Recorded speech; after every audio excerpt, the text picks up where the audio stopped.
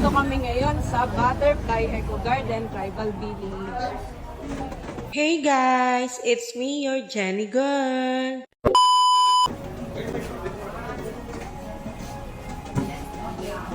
So 1,780 islands and islands.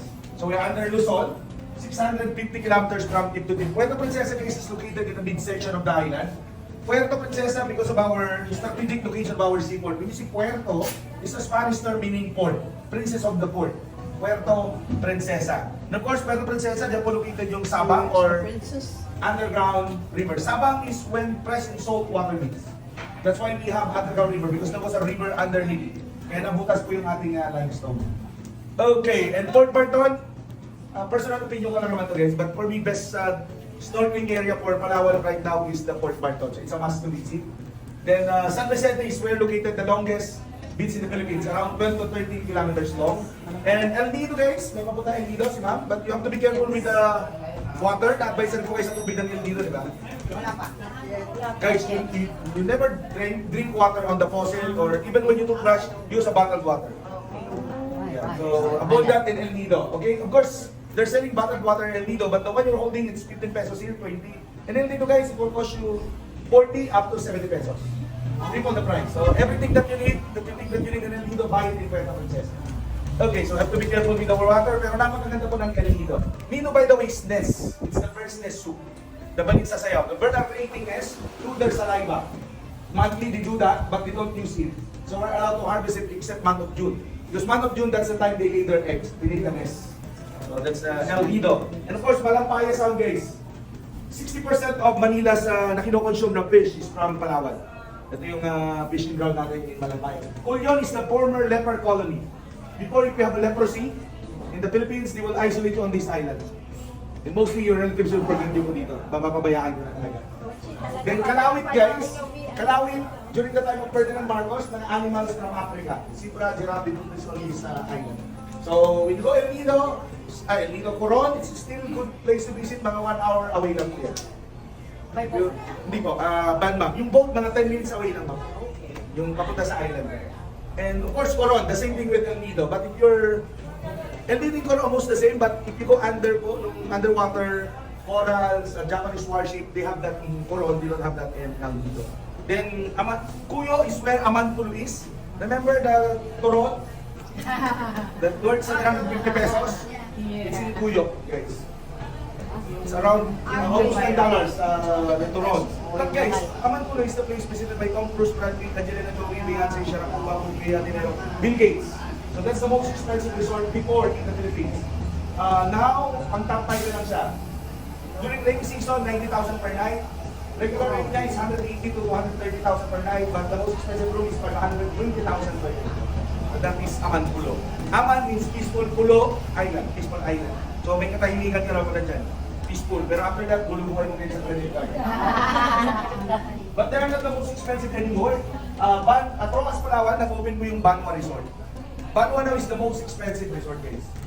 Crazy expensive because Banwa is the most expensive island resort in the world. It's $100,000 per night. 6 billion per night. So, since 2019, sila yung pinakamahal last year.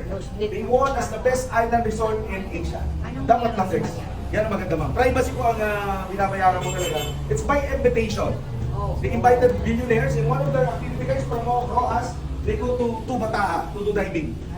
That's it. Like the one in Titanic. Remember last year or 2 years ago, there was an incident. A billionaires who died in Titanic. The same concept of Roas by invitation of certain people. Then Taytay is the first capital of Palawan. Because after Magellan, nung namatay po siya the right hand, Picapeta went to the island and stayed for a year before they went back to Spain. So nag-gather siya ng food, ito yung muna niyang napuntahan yung Taytay Palawan. So northern part guys is tourist destination. Southern part is agriculture side. Tabon Cave is a famous destination before. Tabon Cave is where they discovered the skull cap of Tabon Man. It's in our history, we consider that the first Filipino. Kaya ang of Filipino civilization. Then, Taong Batong tribe, until now, they're living in the cave, topless. Around 300 to 400 of them. 20 years ago, 25 years ago, this is the tribe visited by Rayster Langit. Do you still remember the incidents of Rayster Langit? Nasaan of Ray Langit? And his cameraman went to this area and made a documentary regarding the tribe. He won an award because of the documentary. But after a month, He had him and the malaria. cameraman, both of them died. Because of malaria. Malaria. Doon na tayo sa official report sa malaria case. That's the reason bakit kumunti yung tour sa Quezon because malapit ka sa hotspot of malaria. But now, open na po yan. Mababa na yung mortality rate ng malaria in Palawan. So safe na yan. Brooks Point is where they got the biggest pearl in the world. It goes Pearl of Allah. 9.4 inches long, $14,080 million as of 2006. Pearl of Allah guys, kasi it's like a face of a man. The lower portion is like beard, upper portion is turban. And according to the expert, it was the corals that accidentally goes inside the giant one. It caused elevation, so your tendency is to hold that portion. And layer by layer na produce yung pearl.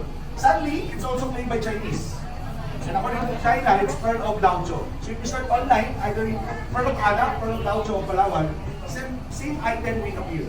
Ang explanation kasi nga, it's originated in China, and because of the war, they put that in a ship, and the ship was hit by typhoon. When they don't know. Hindi nga napaka-imposible guys kasi sa solution sa nabuhay, hindi naman sa rescue. So, but lately, they discovered that two biggest pearl again in the world is also from Palawan. Recently is 2016, 75 kilograms. So, sa atin talaga ito guys. That's why all over we're selling pearls. But the one they're selling in the street, that's a freshwater pearl.